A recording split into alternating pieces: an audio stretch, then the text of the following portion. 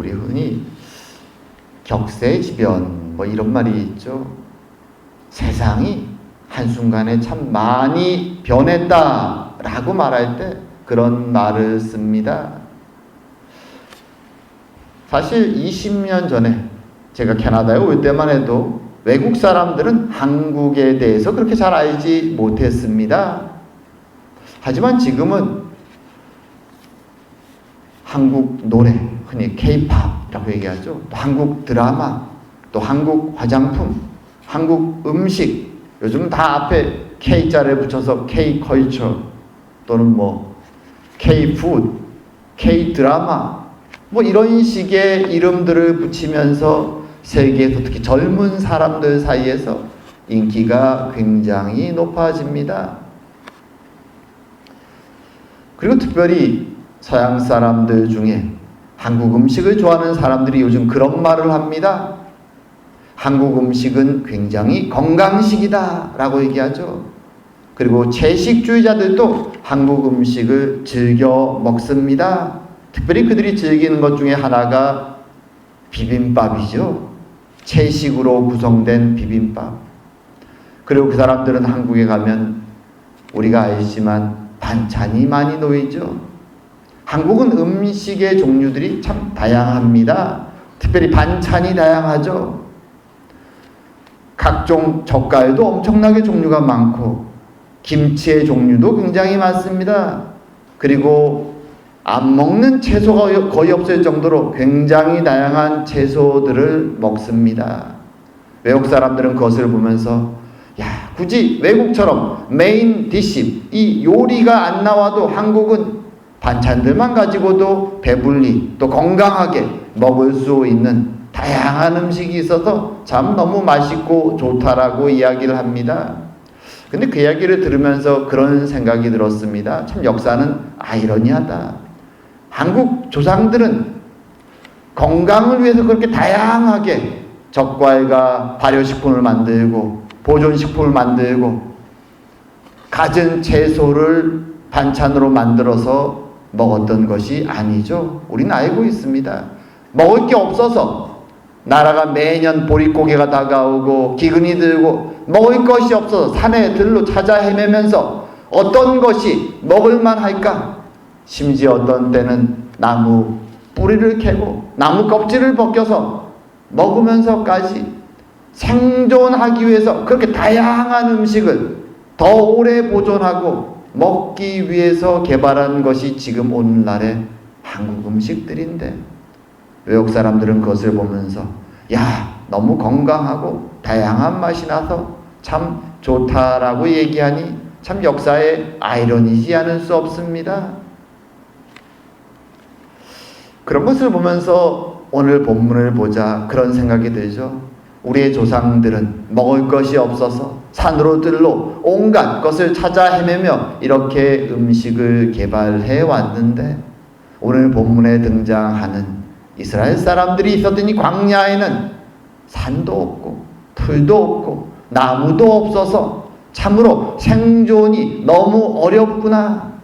그래도 우리 조상들에게는 울창한 산이라도 있었는데 이들은 물도 먹을 것도 없는 이 광야에 있구나. 그런 생각을 하자 참 이스라엘 사람들의 모습이 안타깝게 다가옵니다. 한국은 사계절이 있어서 기근이 드는 시즌이 있죠. 정해져 있습니다. 그런데 광야는 사계절이 없습니다. 항상 기근이죠. 말라 있습니다. 하나님은 오늘 본문을 통해서 왜 이들을 이런 곳으로 인도했는지 그리고 그것을 통해서 주기 원하시는 메시지가 무엇인지를 잘 설명해 주십니다. 오늘은 그 내용을 보면서 하나님이 우리에게 주시고자 하는 메시지가 무엇인가 한번 생각해 보는 시간을 갖기 원합니다. 자, 오늘 본문을 시작하면 이스라엘 사람들이 이제 애굽에 나온 지 둘째 달 15일이다 이렇게 얘기합니다. 광야를 여행한 지 이렇게 되죠. 자, 이스라엘 달력으로 첫째 달 14일이 6월절 밤이었고 첫째 달 15일에 애굽을 출발합니다. 둘째 달 15일이 됐으니까 정확하게 한 달 정도가 된 것이죠. 물론 학자에 따라서 계산법이 좀 다르기도 하지만 일반적으로는 출애굽한 지 한 달 되었을 때다라고 말하죠. 자, 광야에 들어선 지 시간들이 이제 한 달이 돼 갑니다. 그동안 준비해서 쌓아왔던 모든 음식이 다 떨어집니다. 물론 그들에게 가축이 있습니다. 하지만 가축은 그들의 재산이지 그들의 음식이 아닙니다. 정말로 급할 때 그것을 먹는 것이죠. 다 먹어버리면 재산도 아무것도 생존으로 남는 것이 없기에 가축들은 잘 관리하고 키워나가야 됩니다. 근데 먹을 게 없죠. 자, 광야의 모습이 앞에 사진을 보면 이런 모습들입니다. 황량하죠? 산도 황량합니다. 나무가 있는 산이 아닙니다. 그저 거의 사계절 내내 이런 모습들 속에서 살아가는 사람들, 참 마음도 답답합니다. 얼마 전에 하나님 주시는 오아시스의 물을 마셨지만 또 시간이 지나자 배고픔이 찾아옵니다. 우리는 하루에 3끼를 먹죠. 물론 오늘날처럼 3끼를 안 먹고 한 끼나 2끼를 먹을 수도 있습니다. 하지만 사람의 배는 하루만 안 먹어도 배가 고픕니다. 매일매일 꾸준히 계속적으로 음식을 넣어 줘야 되죠. 그것이 끊어지자 이스라엘 사람들은 위기감을 느낍니다. 두려움이 찾아옵니다. 야, 정말 이러다가 다 굶어 죽는 것은 아닐까? 우리의 소중한 가축도 다 죽고 우리도 죽고 결국 이렇게 끝나는 거 아닌가 하는 두려움이, 공포가 찾아오는 것이죠. 자신들이 두려움 속에 떠났던 그 애굽이 차라리 그 노예의 삶, 떠나고 싶었던 그곳의 삶이 그리워집니다. 그래서 그들이 이렇게 얘기하죠. 우리가 애굽 땅에서 고기 가마 곁에 앉아있던 때와 떡을 배불리 먹던 때에 여호와의 손에 죽었더라면 좋았을 것을 너희가 이 광야로 우리를 인도해내어 이 온 회중이 줄여 죽게 하는도다. 사람은 고생을 하면 과거의 고통도 기억도 왜곡이 되죠. 지금 너무 힘드니까 그때 과거의 고통스러웠던 기억은 다 잊어먹고 그때가 그리워집니다. 그래도 몸은 힘들어도 먹을 건 있었는데 라고 생각이 드는 것이죠. 차라리 하나님의 심판으로 즉석에서 죽어버린 그 애굽 사람들처럼 죽는 것이 낫지 않았을까? 물론 그들은 죽고 싶은 생각은 전혀 없습니다. 하지만 이렇게 투덜거리고 자신들을 인도해냈던, 조금 전에는 구원자라고 칭찬했던 모세와 아론을 비난하고 그들에게 분노를 쏟아내는 것입니다. 이 모습을 보면서 그런 생각이 들죠. 하나님은 이들이 이처럼 분노하고 절망하고 두려움과 공포에서 어쩔 줄 몰라 하며 말들을 막 되는 대로 뱉어낼 것을, 이런 불신앙의 모습 속에 빠질 것을 모르셨을까요? 광야로 인도하면서 말입니다. 먹을 것 없고 살아가기 힘든 이 광야 땅을 지나오면서 이들이 이런 심각한 상태에 빠질 것을 모르셨을까요? 하나님은 알고 계셨죠. 도대체 하나님은 무엇을 목적으로, 어떤 훈련과 어떤 시험을 목적으로 이들을 이 힘든 곳으로 끌고 가고 계신 것일까요? 그리고 다른 한편으로 하나님의 그처럼 능력과 기적을 경험한 사람들이 어려움에 빠지자 하나님을 비난하는, 단순히 자신들 앞에 있는 모세와 아론에 대해서 불평을 쏟아내지만 자신들을 인도한 능력의 하나님이 계심을 그들은 알고 있습니다. 이 비난이 누구를 향하는지도 알고 있습니다. 그럼에도 불구하고 그들은 마구마구 불만을 쏟아냅니다. 이게 인간의 모습이기도 하죠. 하나님은 이들을 향해서 도대체 무슨 말씀을 하기 원하실까요? 어떤 훈련을 주길 원하실까요? 얼마 전에 제가 유튜브에서 재밌는 토론하는, 대화하는 하나의 프로그램을 봤는데 거기에는 불신자들, 지식인들이지만 불신자들인 세 명이 등장하고, 물론 3명 중에 1명은 믿음이 있습니다. 그리고 한 명은 신학자가 등장해서 기독교에 대한 의문을 가지고 질문을 주고받는 그런 토론 프로그램을 본 적이 있습니다. 거기서 이 세 명의 사람들, 그 중에 한 명은 그래도 기독교의 신앙이 조금 있기 때문에 덜하지만 나머지 두 명은 신랄하게 신학자 앞에서 자신들이 그동안 품었던 의문들을, 우리 신앙인들이라면 무슨 저런 황당한 질문을 하냐라고 생각할 수 있는 그런 질문들을 마구 쏟아냅니다. 그들의 질문 속에는 기독교에 대한 조롱도 담겨 있습니다. 그들은 말하죠. 아니, 인간의 몸을 타고 태어났다는 예수님이 어떻게 신이 될 수 있습니까? 어떻게 성부, 성자, 성령이 삼위일체가 될 수 있습니까? 말도 되지 않은 황당한 이야기를 왜 기독교는 전하고 믿는 것입니까? 아니, 신이 돈이 없습니까? 왜 헌금을 내라고 합니까? 죽었던 사람이 어떻게 부활할 수 있습니까? 자신들의 이성과 상식으로 납득하지 않는 질문들을 마구마구 쏟아냅니다. 그 앞에서 그 질문을 받는 신학자는 참 그들의 조롱 섞인 질문들, 그리고 의문들을 들으면서 좀 난감한 표정을 짓습니다. 그러면서 성경이 말하는, 왜 그렇게 기독교가 말하는지에 대해서 하나씩 상대방들은 이해를 못할지라도 설명해 줍니다. 그러면서 끝에 그가 그런 얘기를 하죠. 사실 저도 젊을 때, 비록 교회를 어린 때부터 다녔지만 젊을 때 이 내용들이 이성적으로 잘 받아들여지지 않아서 방황하고 또 하나님께 도전하고 그런 세월을 보냈던 시절이 있습니다. 그랬더니 제가 왜 신학을 공부하고 신학자가 되었을까요? 그렇게 얘기합니다. 교회 모임에 참석하지만 여전히 반항적이고 도대체 믿어지지 않은 어느 날, 군대 가기 얼마 시간을 남겨놓고 그는 교회 기도회에 참석합니다. 물론 믿음이 없으니, 의심만 가득하니, 분노가 있으니 기도에 집중하지 못합니다. 남들은 주변에서 불을 끄고 열심히 기도하고 부르짖고 있지만 자신은 멀뚱멀뚱 주변을 쳐다볼 뿐입니다. 근데 그때, 그 순간 갑자기 자신 앞에 무엇인가가 다가오는 느낌을 받습니다. 그리고 음성이 들립니다. 언제까지 그렇게 살 것이냐?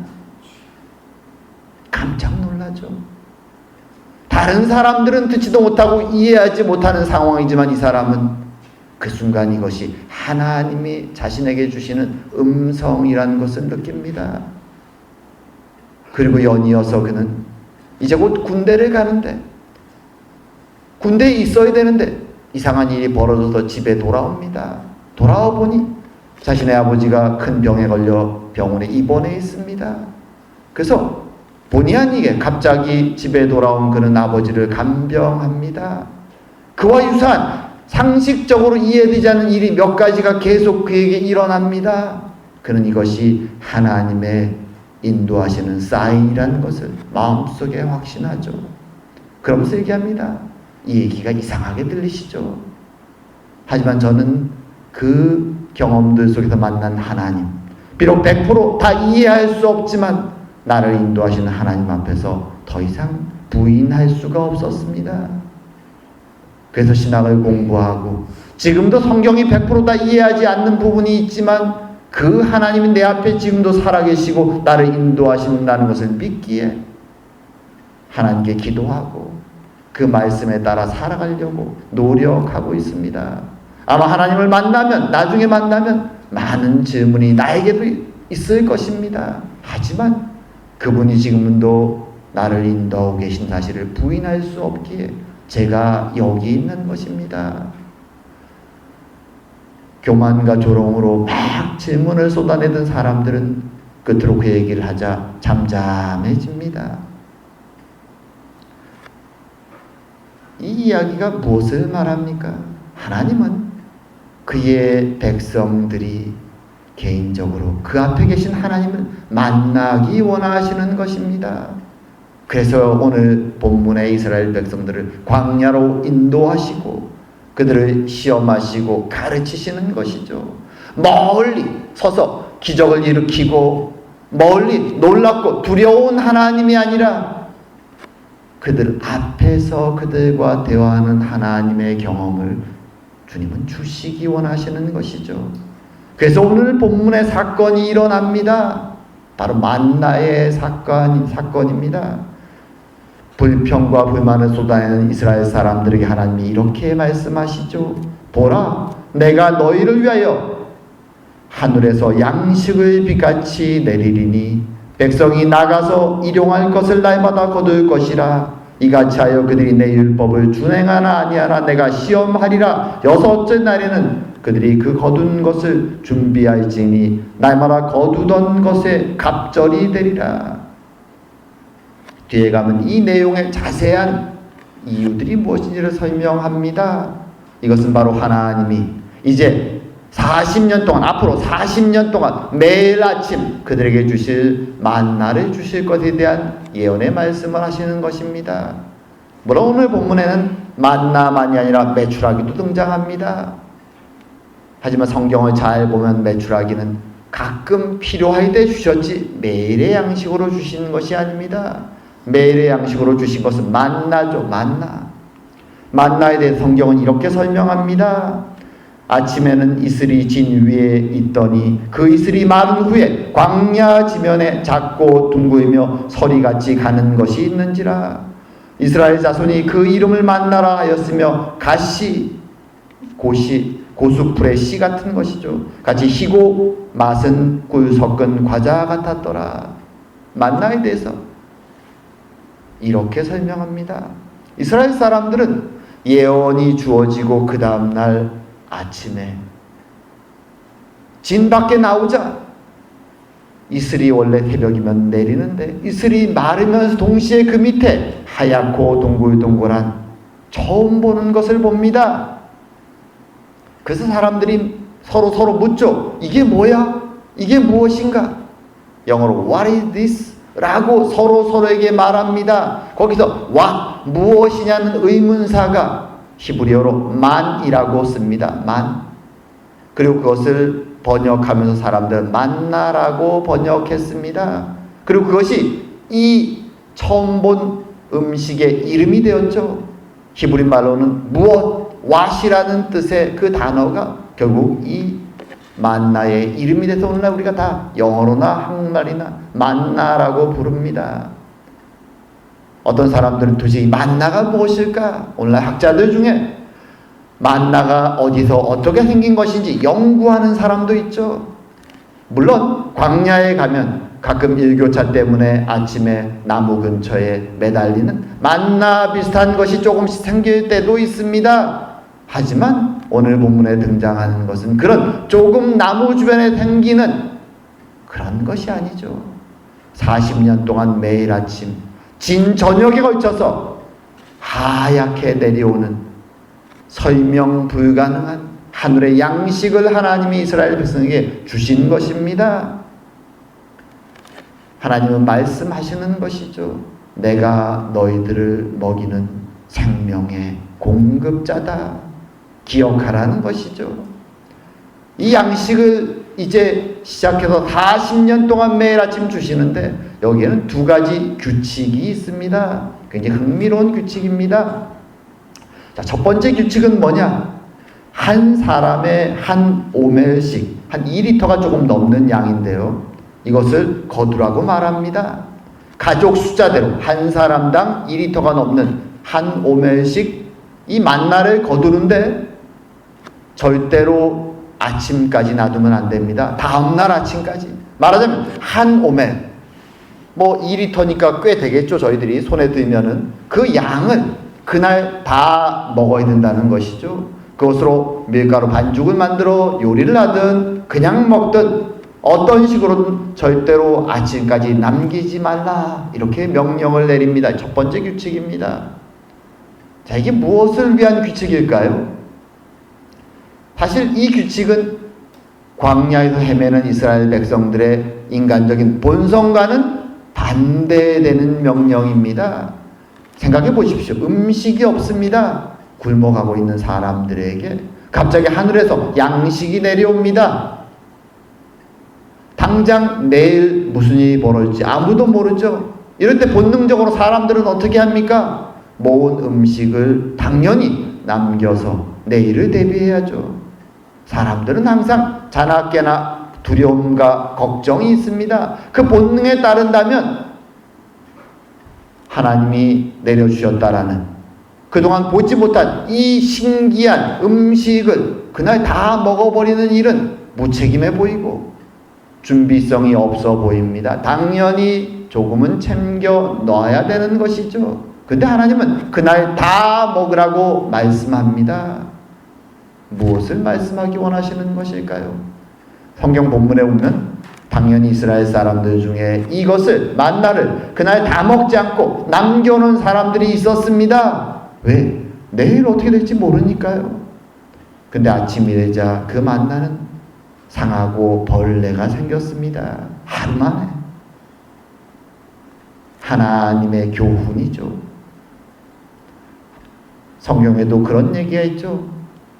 걱정은 그날 걱정만 해라. 내일 걱정은 내일 하라고 말합니다. 하나님을 믿고 살아가는 사람들의 마음의 자세죠. 하루하루를 충성되이 오늘 나와 동행하시는 하나님, 나를 지키시는 하나님을 믿고 하루를 최선을 다해 열심히 살아갑니다. 내일의 보장이 없지만 내일 걱정은 내일 하는 것, 하루를 기쁨과 감사함으로 최선을 다해 살아가는 것, 그런 마음을 이스라엘 백성에게 가지라고 말씀하시는 것이죠. 그래서 매일매일 이스라엘 사람들은 이렇게 그날 얻은 만나를 다 먹습니다. 그리고 그 다음 날이 되죠. 하루하루 나의 생명이 하나님께 달려있음을 믿고 의지하고 내일 걱정을 하지 않고 그날에 충실히 살아가는 삶, 그것을 하나님은 이스라엘 사람들에게 주시기 원하시는 것입니다. 음식이라는 것은 우리 일상이죠. 하나님이 그들의 매일의 삶에 함께하는 그 느낌을 가지라고 말씀하는 것이죠. 아침마다 나가서 만나를 볼 때마다 하나님이 오늘도 나에게 양식을 주시는구나. 그것을 감사하고 그날 하루를 살아가는 것이죠. 자, 두 번째 규칙이 있습니다. 두 번째 규칙은 무엇인가 하면 이제 이렇게 6일을 살았을 때 여섯 번째 되는 날은 하나님이 갑절로 이 만나를 주십니다. 한 오멜이 아니라 두 오멜씩 각 사람당 두 오멜씩 걷도록 하셨습니다. 그리고 한 오멜은 여섯째 날 먹고 그리고 다른 날은 남기면 안 되지만 이날만큼은 이 여섯째 날은 나머지 한 오멜은 남겨서 다음 일곱 번째 날이 무슨 날이죠? 안식일입니다. 오늘날로 말하면 주일이죠. 안식일 날 그날 더 이상 밖에 나가서 만나를 찾지 말고 이날은 여호와의 안식일이기에 이날 쉬면서 그 남겨진 것을 먹어라 라고 말합니다. 하나님의 말씀처럼 일곱 번째 날 아침이 되었지만 이 남겨진 만나는 상하지 않았습니다. 그럼에도 불구하고 여전히 또 밖에 나가는 사람들이 있죠. 일곱째 날 아침에도 나가지 말라고 말씀하셨음에도 밖에 나갔을 때 만나가 있었을까요? 그 전날까지 매일 아침 있었던 만나가 하나도 눈에 보이지 않습니다. 그들의 불만을 들어주셨던 하나님, 묵묵히 그들을 인도하셨던 하나님, 이 규칙을 여전히 지키지 않는 이스라엘 사람들에게 하나님이 화를 내시죠. 언제까지 도대체 이렇게 할 거냐 너희들은? 자, 하나님은 도대체 이 규칙들을 통해서 이스라엘에게 무엇을 말씀하기 원하실까요? 많은 이스라엘 사람들은 사실은 하나님의 뜻과는 달리 이것을 보면서 이렇게 생각했죠. 규칙을 열심히 지키면, 하나님 말씀의 규칙을 열심히 충성스럽게 지키면 내 삶이 복을 받고 잘 살 수 있겠구나 라는 교훈을 마음에 새깁니다. 그들이 결국 나중에 바리새인이 되죠. 하나님의 규칙만 열심히 지키면 내가 복을 받아 잘 먹고 잘 살게 되겠구나. 오늘날도 많은 신앙인들은 오늘 본문을 보면서 그렇게 생각할 수 있습니다. 규칙을 잘 지키고 하나님의 뜻대로 잘 살아가면 하나님이 나를 배불리 잘 살게 하겠구나. 하지만 하나님이 그들에게 주시는 교훈은 그것이 아닙니다. 신명기에 가면 하나님이 그동안 40년간의 이 광야 생활을 정리하시면서 그들에게 이렇게 말씀하십니다. 신명기 8장 2절의 말씀이죠. 내 하나님 여호와께서 이 40년 동안에 내게 광야 길을 걷게 하신 것을 기억하라. 이는 너를 낮추시며 너를 시험하사 내 마음이 어떠한지 그 명령을 지키지 않는지 알려 하심이라. 첫 번째는 그들이 얼마나 하나님 말씀을 불순종하는지 스스로를 깨달으라고 주시는 것입니다. 이스라엘은 매번 하나님이 은혜를 주실 때마다 여전히 불평합니다. 40년의 광야 생활 이것을 보여주죠.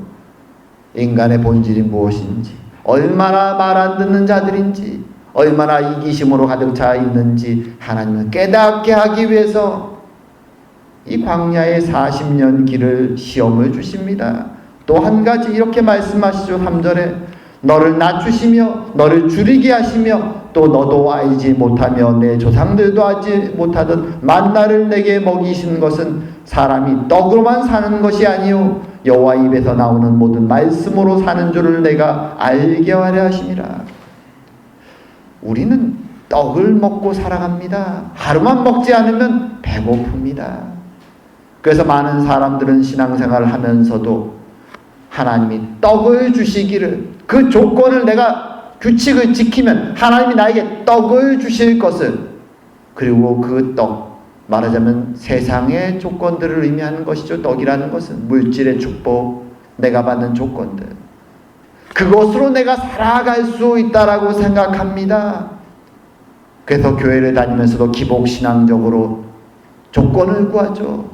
물질을 채워주시기를. 왜냐하면 그게 내가 살아갈 수 있는 힘이 된다고 생각하기 때문입니다. 하지만 하나님이 광야 40년 동안 이스라엘을 가리키기 원하셨던 것은 그런 기복주의 신앙이 아닙니다.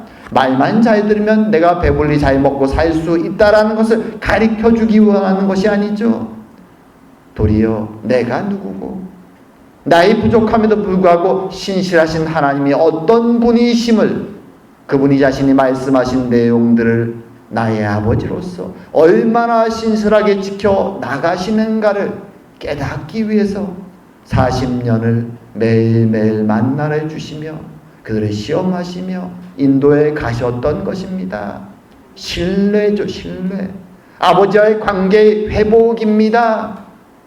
심지어 내가 광야에서 배고픔에 줄이고 당장 내 앞에 물이 보이지 않을지라도 나의 아버지 하나님은 나를 위해서 준비하고 계심을 믿을 수 있는 믿음, 매일매일 아침마다 주시는 만나를 통하여 그분이 얼마나 신실하신 분인지, 그리고 안식일의 쉼을 통하여 내가 누구인지, 하나님이 누구신가를 돌아보는 이 시간들을 하나님은 40년 동안 허락하신 것입니다. 어떤 면에서 오늘날 우리는 매 주일마다 일주일에 7일이 되면 쉬죠. 그래서 이 안식의 중요성을 잘 모릅니다. 너무 일상적이기 때문에. 하지만 고대 사람들, 기독교 신앙을 떠나 있었던 사람들에게 있어서, 특별히 귀족이 아니고 하층민이거나 노예들에게는 쉼의 날이 없었습니다. 휴일이 없습니다. 해가 떨어지면 쉬고 해가 뜨면 일하고 쉼없이 계속 일하는 세상이죠. 하지만 하나님은 이 세상에, 자신이 창조하신 세상에 안식을 주시기 원하십니다. 안식을 통하여, 일주일마다 돌아오는 안식을 통하여, 쉼을 통하여 내가 누구인가, 내가 얼마나 연약한 자인지, 그동안 6일 동안 살면서 얼마나 걱정과 근심과 불안 속에 살아가고 있었는지, 하나님의 말씀을 알면서도 믿지 않고 살았는지 돌아보며 나의 신실한 하나님 아버지가 어떤 분인지를 돌아보는 이 일주일의 패러다임을 하나님이 우리에게 허락하시는 것입니다.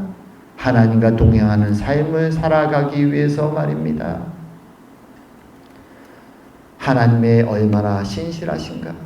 그 옛날 에덴 동산에서 아담과 하와는 그 하나님과 함께 살았죠. 풍성한 에덴 속에서 매일 하나님과 대화하며 친구처럼 그분을 믿고 신뢰하며 살았습니다. 그들이 하나님을 의심하며 선악을 알게 하는 나무를 먹고 불순종함으로 에덴에서 추방되었지만 하나님 다시 그 관계를 회복하기 원하시는 것이죠. 매일매일 그들과 함께 거닐며 그들에게 양식을 주시고 먹이시며 쉬게 하시며 내가 여기 있음은, 나는 너희들의 신실한 아버지 되심은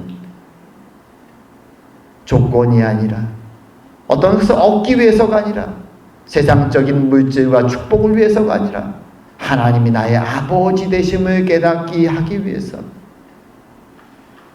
그분과 신실하게 동행하는 삶이 참된 낙원임을 믿고 따라가도록 하기 위해서 하나님은 이 만나의 시험을 이스라엘 백성들에게 40년 동안 허락하셨던 것입니다. 그리고 오늘날도 우리에게 말씀하시는 것이죠. 나는 너희들의 마음을 원한다 라고 말씀하시며 매일매일 주님을 만나고 우리가 밥을 먹고 그리고 쉴 때마다 나에게 일용할 양식을 주시는 하나님의 은혜를 바라보고 나의 아버지 되신 그분이 지금도 나와 동행함을 느끼고 그분의 자녀로서 매일을 살아가기를 원하시는 것입니다.